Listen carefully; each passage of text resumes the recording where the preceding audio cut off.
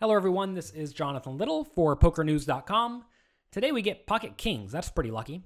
We're certainly going to open from early position. We're playing 13,000 deep at 75-150. So I do raise to 400. Third position, a splashy guy calls, which we're certainly not worried about. And then a tight aggressive kid in the hijack seat re-raises to 1,300. So we saw this in one of the earlier poker coaching videos, maybe 3 or 4 weeks ago, where our opponent re-raised very small. And this is also another small re-raise. I don't really know why this is happening, but maybe that was just the theme for the day in this tournament. So our opponent makes it only 900 more. I made it 400. He made it 1,300. And he really should not expect me to fold very often at all. Now, if your opponent expects you to call almost every time, or at least to continue almost every time, what should you do?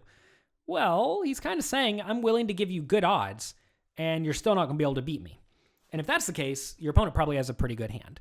So if your opponent probably has a pretty good hand, next you want to ask, can I realistically get all in with my hand?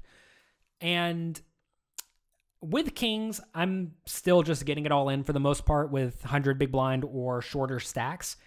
And that's what we're looking at here. Our opponent has, we have less than 100 big blinds, so I think we're just going to go ahead and 4-bet and be okay with it. I do make it 3,200. So notice this is about 20 or 1,900 on top of our opponent's re-raise. And I'm kind of saying to the same thing. I'm kind of saying to him the same thing he just said to me. I'm willing to give you great odds and you still can't beat me.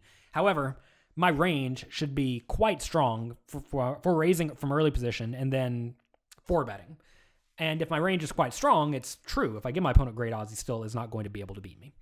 So I'm okay with this, and this also gives him plenty of room to shove. If I had a hand like ace-5 suited or maybe ace-4 suited, I would consider this play as well as a bluff. And I'm just going to do this with aces, kings, queens, and ace-king.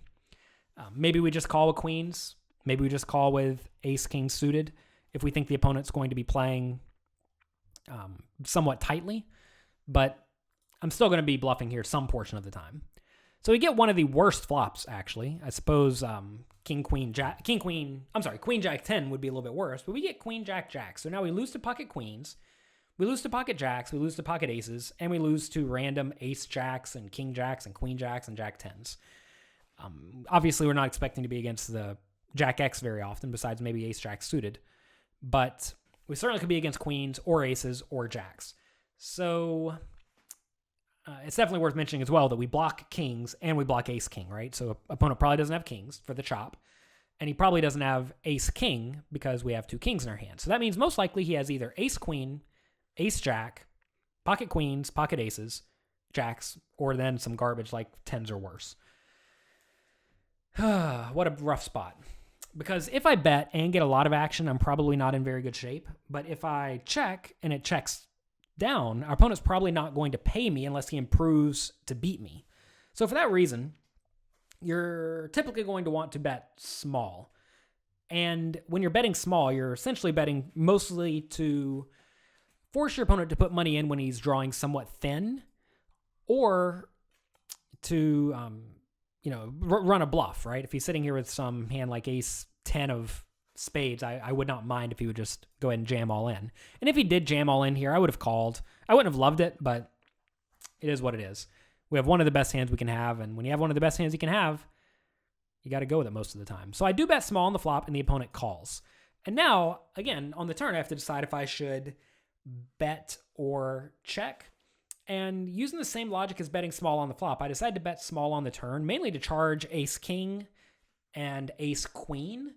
And if he does have ace 10 suited, we want to charge that as well.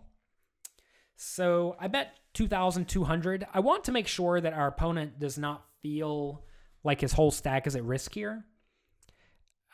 If he jams on me, I actually don't know what I would do here. I would probably call it off, but I would be very, very unhappy. One thing that is very difficult to try to figure out is if your opponent will view your small bets as really strong, like we're just trying to sucker him in, or if we'll view the small bets as a very marginal made hand that is trying to see a showdown cheaply or trying to charge worse made hands cheaply. And that really is a really player-dependent tendency, because some people think you're always trying to milk them whenever you bet tiny, and some people think you're always just trying to make it the smallest bet possible with your marginal value hand when you bet tiny. So it's tough to say what I was thinking in this scenario, but those are certainly things you should keep in mind. I would perhaps actually just prefer a check on the turn. If we check the turn, we will certainly induce bluffs, or we will induce a check behind from a marginal made hand like pocket tens that may decide to hero call a small river bet.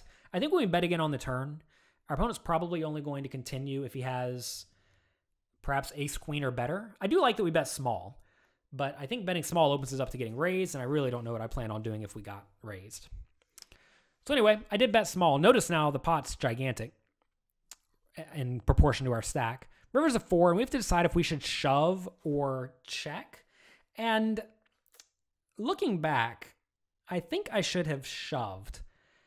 And the reason for that is because our opponent probably doesn't have very many bluffs here. Notice I have the king of diamonds, right? So we're not so concerned with ace king of diamonds or king 10 of diamonds or something like that, some weird king x of diamonds.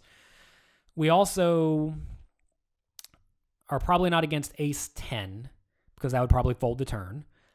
So we're probably against aces, which we're going to check call against, kings, which we're chopping with, ace or queens, which we're check calling against, jacks, which we're check calling against, ace jack, which we're check calling against. So notice we're losing our stack to all those that we're behind.